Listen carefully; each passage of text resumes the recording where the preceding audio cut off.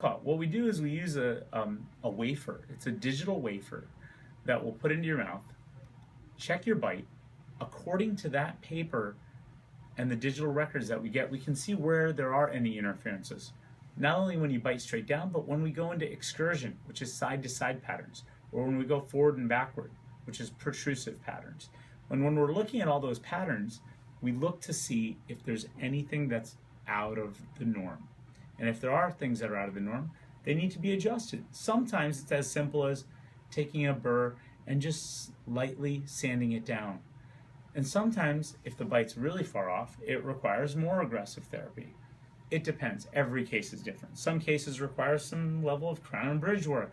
Some cases require some wisdom teeth to be removed. Some cases require just simple what's called occlusal equilibration, which is a process that takes a couple of visits. Okay, so equilibration, great question. We use a conjunction of that same digital wafer that we were talking about. It's called a T-scan.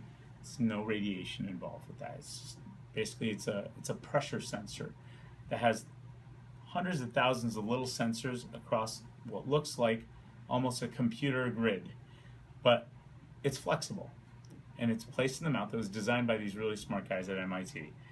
Put it in the mouth, bite into it, and it records not only where things are biting, but the timing of the bite.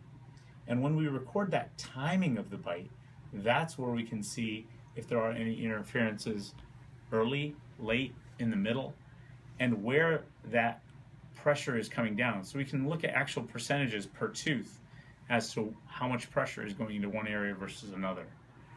Not only when we bite down, but when we slide side to side, when we go forward and backward, and there's certain parameters that we want to maintain to have a functional bite.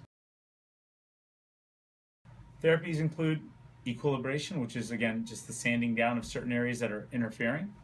Sometimes we have to go in, and if there's something that's totally missing, we have to do some crown and bridge work, maybe even some implants if we're missing teeth altogether. And in some cases also, if there's some teeth that are in the way, more times than not, they're all the way in the back.